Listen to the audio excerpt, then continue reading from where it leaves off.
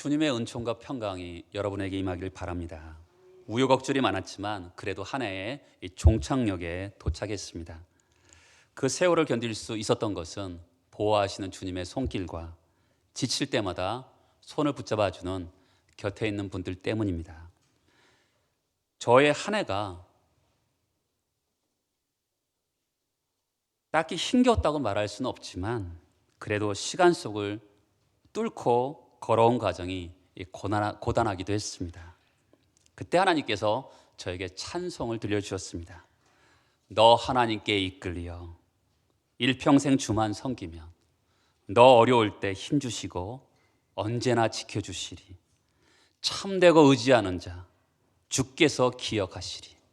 이 찬송이 들리는데 어쩌면 하나님께서 제 헛헛한 제 영혼으로 하여금 이 찬송을 부르게 하신 것 같습니다.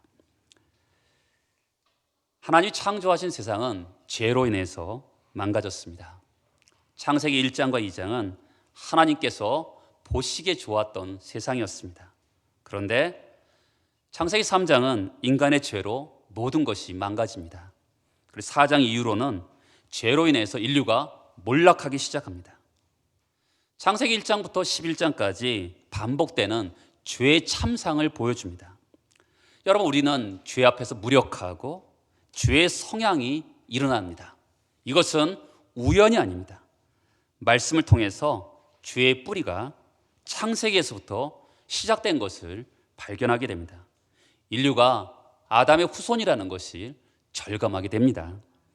창세기 11장에는 바벨탑 사건을 통해서 정말 인류가 소망이 없음을 우리에게 알려줍니다. 그런데 여러분, 11장 하반부에 보면 셈의 계보가 나옵니다. 그리고 데라의 자손 아브라함이 언급되면서 먹구름이 서서히 걷힙니다. 마침내 12장에 이르러서는 거대한 봉우리가 우뚝 씁니다. 하나님의 거대한 구원의 계획이 창세기 12장에 드디어 확연하게 드러나게 됩니다. 하나님이 한 사람을 부르십니다.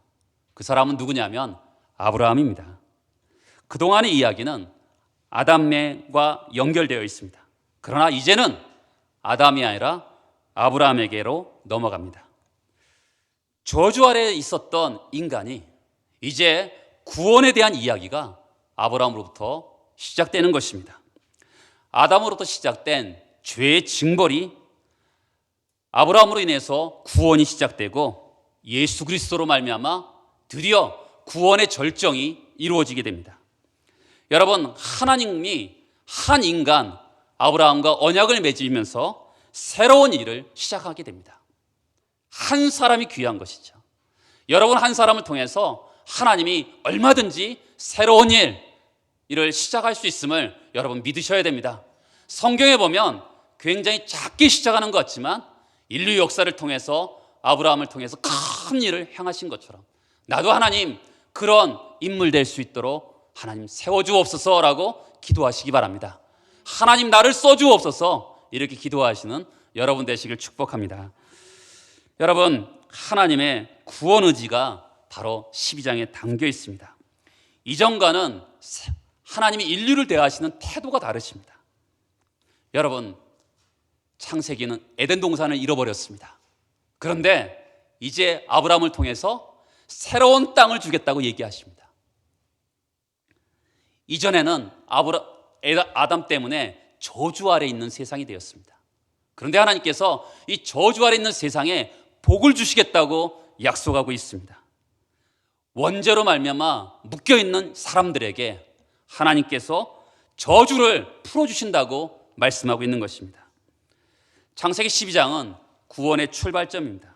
1절에 보면 여호와께서 아브라함에게 이르시되 너는 너의 고향과 친척과 아버지 집을 떠나 내가 네게 보여줄 땅으로 가라. 여러분, 구원이 무엇입니까? 구원이라는 것은 어디서부터 이끌어내는 것입니다. 어디로부터 이끌어냅니까?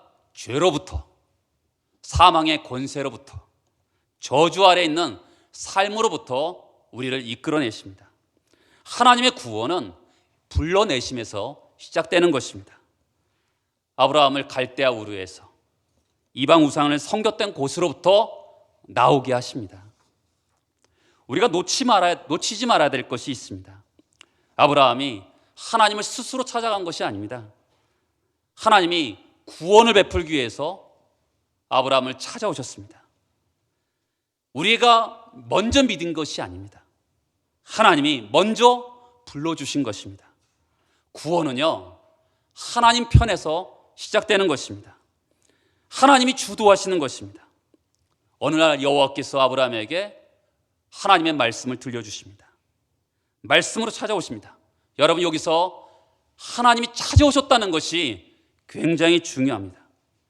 만약에 우리 인간의 구원이 인간 편에서 시작됐다면 여러분, 인간은 연약하고 불완전하기 때문에 어떻게 인간 스스로 구원을 이룰 수 있겠습니까? 구원은 하나님 편에서 시작하는 겁니다. 하나님께서 구원의 프로젝트를, 인류 최대의 프로젝트를 시작하셨습니다. 하나님께서 많은 사람을 구원하시기 위해서 얼마나 많은 사람을 세우십니까? 그리고 하나님께서 그 일을 위해서 별별 사건을 다 일어나게 하십니다. 그 사건 가운데 최대 사건이 뭐냐면 예수 그리스도의 십자가와 부활의 사건인 것입니다. 먼저 하나님께서 다 이루신 것이죠. 여러분, 아브라함의 부르신 이 사건은요, 십자가로 연결됩니다. 하나님의 지혜가 주도 면밀하게 아브라함으로부터 구원이 시작됨을 통해서 한 민족을 선택하시고 그 민족을 통해서 예수가 나오게 하시고 그럼을 통해서 온 민족이 구원받는 놀라운 프로젝트가 이 아브라함으로부터 거대한 산봉우리가 창세기 12장부터 시작되는 것입니다. 구원은 하나님 편에서 시작되는 것입니다. 구원은 영혼을 결정하는 것입니다. 여러분, 인간이 어떻게 구원의 문제와 영혼의 문제를 해결할 수 있겠습니까? 절대로 해결할 수 없습니다. 그런데 인간은 그 구원의 문제와 영혼의 문제를 해결하기 위해서 하나님을 찾지 않습니다. 로마서 3장에 보면 하나님을 찾는 자도 없다고 합니다. 인간이 종종 신을 찾습니다. 그런데 그 신은 하나님이 아닙니다. 자기가 잘 먹고 잘 살기 위해서, 자기가 복받기 위해서 신을 만드는 것이죠. 그런데 하나님이 아브라함을 찾아오셨습니다. 사람이 하나님을 찾지 않으니까 하나님이 아브라함을 찾아오셨습니다. 이 불러주셨다는 것은 놀라운 은혜인 것이죠. 하나님은 아브라함에게 내 이름을 창대하게 하신다고 약속하십니다. 여러분, 이 약속은 바벨탑 사건에서 보면 자기 이름을 내려고 하는 사람들을 그것을 무마시키셨습니다. 절대로 자기 이름을 내게 못하셨게 하셨습니다. 그런데 하나님께서 드디어 아브라함에게는 내 이름을 창대하게 하겠다고 약속하고 계시죠. 복은 인간의 힘으로 얻는 게 아닌 것이죠. 내가 내 이름을 창대하게 한다 할 때는 하나님이 그것을 깨트리시는데, 하나님께서 내 이름을 창대하게 한다, 하나님이 먼저 말씀하시는 것은 이것은 인간의 의지가 아니라 하나님의 복인 것입니다. 하나님의 은혜인 것이죠. 본문에 복이란 단어가 여러 번 나옵니다. 여러분, 왜 창세기 12장에 복이란 단어가 여러 번 나오겠습니까? 창세기 11장까지는 저주 아래 있는 삶을 모습을 보여주고 있습니다. 그런 세상을 향해서 하나님께서 이 세상을 복을 주겠다고 드디어 말씀하고 계신 것이죠. 그 복은 어떤 복입니까? 2절에 보면 너는 복이 될지라, 너가 복이 되도록 하겠다라고 하나님의 뜻이 담겨져 있는 것이죠. 왜 복이 되는 것이죠? 두 가지 목적이 있습니다. 2절에 보면 내가 너로 큰 민족을 이루고 내 이름을 창대하게 하겠다라는 것입니다.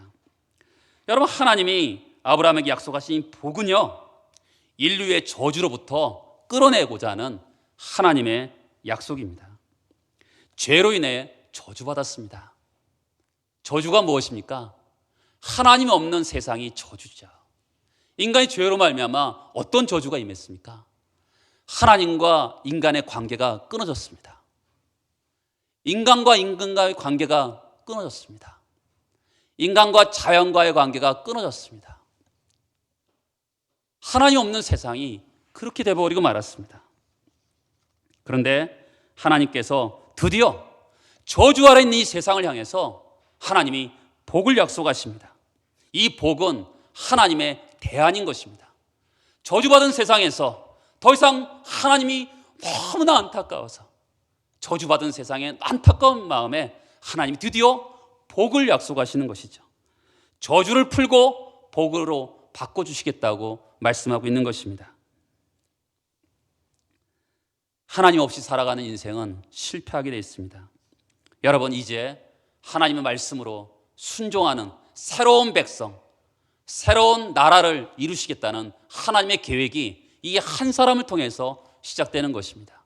하나님의 백성, 하나님 나라가 드디어 아브라함의 한 사람을 통해서 시작되고 있는 것이죠. 하나님은 복을 주시기를 원하십니다. 하나님은 사람들이 저주 아래 있지 않기를 원하십니다.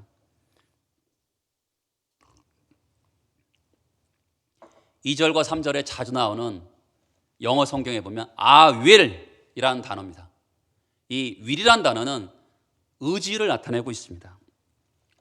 여러분, 인간은 내가 뭐 해보겠다라고 하지만 우리가 잘 아는 속담처럼 작심삼일일 때가 있습니다. 그런데 하나님의 의지는 인간의 의지랑 전혀 다릅니다. 인간의 의지는 믿을 만하지 못합니다. 그런데 하나님의 의지는 반드시 이루어지게 되어 있습니다. 하나님의 의지가 담겨져 있는 약속은 무게가 있습니다. 근데 이사야 14장에 보면 사탄도 I will 이런 단어를 씁니다.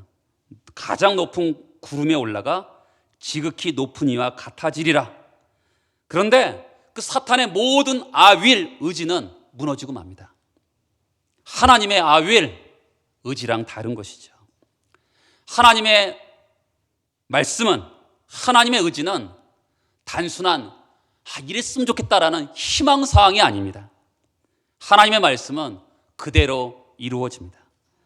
하나님께서 아브라함에게 약속하신 그 약속의 말씀은 역사 속에 이루어졌습니다. 그 성취가 이스라엘 역사 속에 나타나고 신약에도 성취되었습니다. 여러분, 한 사람을 통해서 약속하신 이 역사가 이루어지는 것은 상상을 초월합니다. 단 한 명의 자손도 없는 아브라함을 통해서 모든 족속이 복을 받고 그 약속이 이루어졌습니다. 여러분, 아브라함에게 주셨던 그 약속은 우리에게도 내려왔습니다. 우리의 운명은요, 내가 결정하는 것이 아닙니다. 하나님의 뜻과 하나님의 의지에 의해서 결정이 되는 것입니다. 나는 약한데요, 무슨 하나님의 계획이 나를 통해서 이루어지겠어요? 라고 생각하는 분도 있죠. 여러분, 창세기 12장부터 쭉 읽어보세요. 아브라함이 얼마나 연약했는지. 그런데 하나님께서 I will, 하나님의 의지를 가지고 그를 구원의 계획으로 이끌어 가십니다. 하나님은 멋진 분이시죠. 우리도 마찬가지일 겁니다. 나는 연약하지만 하나님께 나를 향한 계획이 I will, 하나님의 의지가 있기 때문에 나를 통해서 분명하게 이루어지실 것입니다. 예수를 믿는 순간 묶여있는 저주로부터 자유를 주시고 아브라함에게 약속하셨던 축복의 안으로 우리를 이끌어 가시는 것이죠. 하나님이 아브라함에게 주셨던 복의 특징이 있습니다. 3절에 보면 땅의 모든 족속이 너로 말미암아 복을 얻을 것이라는 것이죠. 어떤 목사님은 이것을 복의 유통업자라는 표현을 씁니다. 나에게 있던 복이라는 물건이 다른 사람들에게 전달하는 복의 유통업자라고 표현하는 분도 있습니다. 이것을 만약에 의학적인 용어로 쓴다면 복의 전염성이라고 표현할 수가 있습니다. 하나님은 아브라함을 통해서 모든 족속이 복을 받기를 원하십니다. 어떤 특정한 몇 사람만 하나님의 복을 누리기를 원하시는 것이 아니라 모든 족속, 모든 민족이 성교적인 의미에서 복을 받기를 원하시는 것이죠. 아브라함이 주신 복은요, 개인을 넘어섭니다. 한 민족을 넘어섭니다. 성경에서 말씀하는 복은요, 결코 이기적이지 않습니다. 성경의 말씀은 나만의 복을 이야기하지 않습니다. 기독교는 자기 살 국리만 하는 그런 종교는 아닙니다. 하나님의 구원의 계획은 우주적입니다. 하나님의 축복의 대상은 열방입니다. 죄로 말미암아 망가진 이 세상, 저주받은 이 세상을 하나님이 복주시고자 하는 것이 하나님의 계획인 것이죠. 예수 그리스도의 십자가는요, 어떤 한 사람, 몇 사람만의 것이 아닙니다. 그런데 이스라엘은 하나님의 거대한 계획을 오해했습니다. 편견에 사로잡혀서 하나님이 자기들만 사랑한다고 생각했습니다. 이것을 잘 드러내는 책이 요나서입니다. 선지자의 편견이 드러나 있습니다. 요나 선지자는 하나님께서 이방 땅 니느웨로 가라고 말씀을 하셨는데 그것에 대해서 전면적으로 거부합니다. 그런데 하나님께서 이것에 대해서 책망을 하시죠.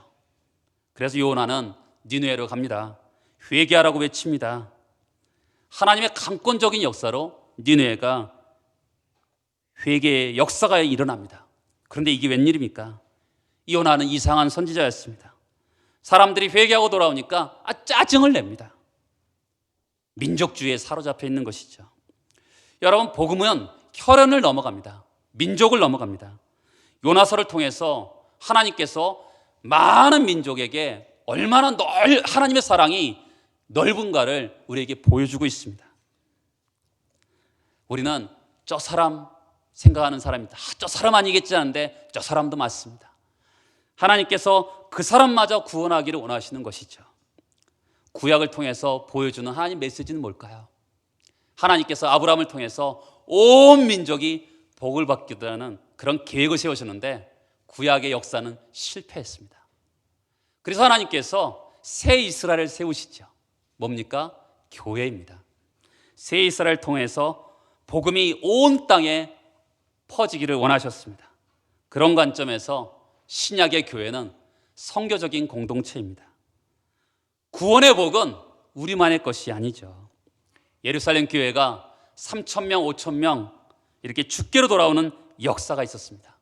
그런데 성령의 역사였지만 이들이 흩어지지 않았습니다. 하나님께서 어떻게 하시죠? 핍박과 박해를 통해서 이들을 흩어버리십니다. 오직 성령이 너에게 마시면 너희가 권능을 받고 예루살렘과 온 유대와 사마리아와 땅끝까지 이르러 내 증인이 되리라. 이 말씀이 그대로 이루어집니다. 하나님의 의도는 분명합니다. 흩어지라는 것이죠. 바벨탑 사건은 뭐죠? 흩어지지 않는다라고 합니다. 그래서 바벨탑을 쌓잖아요. 근데 하나님께서 복을 주시면서 저주받은 백성은 흩어지지 않는다고 하는데 복을 주시면서 하나님이 흩어지라고 말씀하고 있는 것이죠. 모든 민족이 하나님은 복을 받기를 원하시는 것이죠. 건강한 교회가 뭡니까? 우리만의 천국, 우리만의 리그를 원하지 않습니다. 하나님께서는 우리에게 흩어지라고 하는 것이 하나님의 의도인 것이죠. 복 있는 사람이 누구입니까? 주는 사람이 받는 자보다 복되다라고 말씀합니다. 나누는 교회가 복이 있는 거죠. 여러분, 우리는 코로나19 시기에도 정말 여러 가지 어려운 이웃과 선교를 힘썼습니다. 올해는 작년보다 훨씬 더 좀 재정이 좀 나아졌습니다. 거기서 얼마 부분을 또 우리는 나눴습니다. 왜 그렇게 했을까요? 하나님의 복을 나누고자 하는 마음이 성도들에게 있었습니다. 나누는 거죠. 움켜쥐기만 하면 되겠습니까? 나눌 때 하나님께서 복을 주시는 것이죠. 그게 하나님의 방법입니다. 흩어질 줄 아는 사람은 복을 하는 사람입니다. 돈도 마찬가지죠. 모으기만 하는 사람은 그 돈이 썩게 되어 있습니다. 우리가 여기 모인 이유가 뭡니까? 흩어지기 위해서 그렇습니다. 우리가 훈련받는 이유가 뭡니까? 흩어지기 위해서 그렇습니다. 하나님은 우리에게 복을 주셔서 우리에게 있는 그 복을, 신령한 복을 이웃에게 나눠주기를 원하십니다. 하나님은 우리나라를 너무나 사랑하시죠. 우리나라는 고난이 많은 백성입니다. 혈연으로 한 민족입니다. 순수혈통을 가진 우리 민족입니다. 그런데 우리 민족이 전 세계에 흩어져 있습니다. 750만 명이 지금 흩어져 있습니다. 언제부터 흩어지기 시작했을까요? 독일 광부로 간호사로, 월남의 파병으로, 중동의 기술자로, 투자 이민으로, 유학으로 흩어졌습니다. 놀라운 것은 한국 사람들이 가는 곳마다 교회를 세웁니다. 신기한 것은 한국에서 예수 믿으라고 하더라도 전혀 믿지 않던 사람들이 외국에 가면 교회를 다니기 시작합니다. 예수를 믿습니다. 지금 전 세계 한국에서 파송된 선교사가 3만 명 가까이 됩니다. 하나님이 흩으셨습니다. 그런데 또 다른 역사가 이 한국 땅에 이루어지고 있습니다. 외국인들이, 이주 노동자들이 굉장히 많이 오고 있습니다. 강릉에도 베트남에서 온 분들, 러시아에서 온 분들이 굉장히 많이 오고 있습니다. 경제적인 관점에서 보면 한국 사람들이 일을 하지 않기 때문에 그들이 왔다고도 볼 수 있지만, 우리는 영적인 관점에서, 선교적인 관점에서 그들을 볼 필요가 있는 것이죠.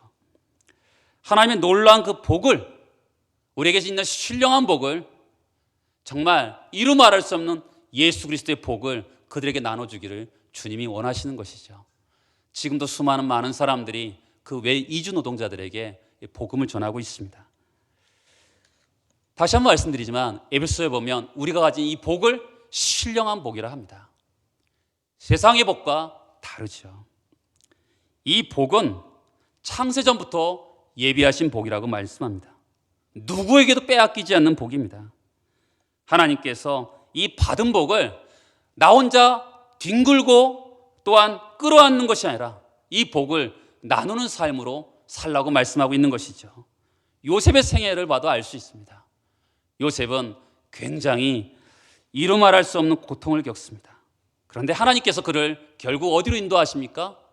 애굽의 총리로 인도하십니다. 그런데 성경은 단순히 요셉의 성공 이야기를 하고 있지 않습니다. 요셉의 이야기에 항상 따라다니는 이야기가 뭡니까? 형통이라는 것입니다. 요셉에게 하나님이 복을 주셨는데 그 복이 보디발 장군의 집까지 이르릅니다.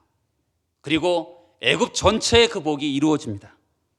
성경에서 복은요, 나 혼자 잘 먹고 잘 사는 것으로 말씀하고 있지 않습니다. 성경의 복의 개념을 항상 잘 알아야 됩니다.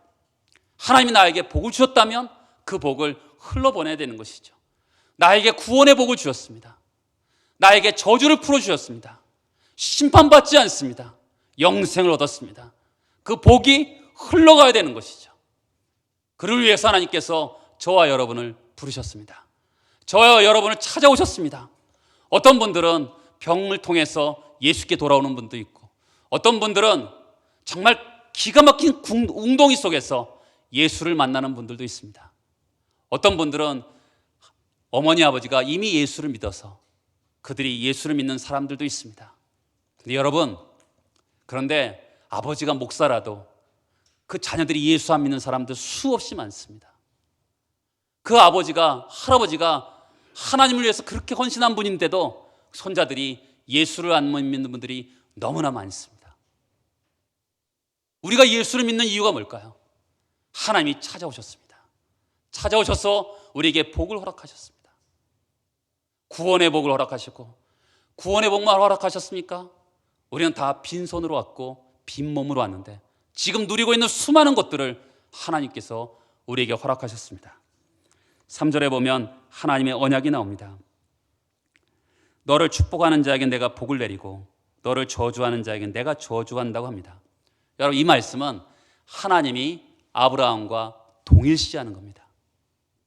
그러니까 아브라함이, 상대방이 아브라함을 복을 빌면 그 복이 그 사람에게 가는 것이고, 상대방이 아브라함을 저주하면 그 저주가 그 사람에게 간다고 말씀하고 있는 것이죠. 여러분, 우리는 어떤 삶을 살아야 될까요? 상대방이 우리에게 복을 비는 인생을 살아야 되는 것이죠. 그러기 위해서는 어떻게 되죠? 그 사람이 예수를 믿어야 되는 것입니다. 그 사람에게 하나님의 복이 임하도록 해야 되는 것이죠. 우리를 통해서 그 사람이 저주가 풀려지고 하나님의 복이 임하기를 원하는 것이죠. 하나님이 이 세상을 복 주시고자 하는 의지는 강력합니다. 하나님이 의도를 깨닫고 교회는 분명한 사명을 완수해야 되는 것이죠. 교회는 하나님으로부터 보냄받은 공동체입니다. 예수께서 이 세상에 선교사로 오셨습니다. 우리도 역시 예수의 제자로서 이 세상에 선교사로 가는 인생을 살아가야 됩니다. 그래서 선교는 교회 프로그램이 아니라 선교는 교회의 본질인 것입니다. 성도의 삶인 것입니다. 하나님께서 우리에게 복을 주신 이유는 뭐예요? 성도의 삶을 통해서 그 복을 나눠주기를 원하시는 것이죠. 고통당하는 세상을 보십시오. 코로나19로 절망하는 이 세상을 보십시오. 희망이 어디 있겠습니까? 돈에 있겠습니까? 예수 그리스도밖에 없는 거예요. 예수 그리스도, 길이요 진리요 생명이신 그 예수밖에 없는 겁니다. 여러분, 예수 안에 생명이 있습니다. 예수 안에 어제나 오늘이나 영원토록 동일하신 그 예수 안에 생명이 있는 것이죠. 여러분, 이 지옥 같은 세상을 이끌어낼 수 있는 것은 지식이나 과학이 아닙니다. 세상을 바꿀 수 있는 것은 돈이 아니라 예수인 것이죠. 그러면 하나님이 이 약속을 하셨습니다. 네가 가라. 그러면 너는 복이 될지라. 이렇게 약속하셨습니다. 그러면 선택의 순간이 왔습니다. 어떻게 하시겠습니까? 아브라함은 4절에 보면 이에 아브라함이 여호와의 말씀을 따라 갔습니다. 여러분, 아브라함은 고민이 됐을 것입니다. 지금 갈대아우르는 잘 사는 곳이었습니다. 그의 삶은 풍성했습니다. 근데 거기 있으면 안주하고 좋을 수 있습니다. 그런데 떠나면 쉽지 않은 인생이 예상이 됩니다. 나그네 인생입니다. 어떻게 하시겠습니까? 여러분 같으면 어떻게 하시겠습니까? 성경은 그냥 떠났다 하지만 아브라함은 굉장히 고민이 많았을 겁니다. 가장 고민이 그의 아내 사라에게 해야 될 말이었습니다. 그 부인이 들어줄까? 여러분 같으면 들어줄 수 있겠습니까? 안주하는 삶을 살고 싶죠. 나이가 75세인데요. 누구든지 75세면 안주하는 삶을 선택하고 싶지 누가 도전하고 싶겠습니까? 그런데 아브라함은 보이지 않는 하나님의 말씀을 따르게 되었습니다. 오늘 말씀에 보면 믿음이란 단어는 전혀 나오지 않지만 하나님의 말씀을 쫓는 인생이 바로 믿음인 것이죠.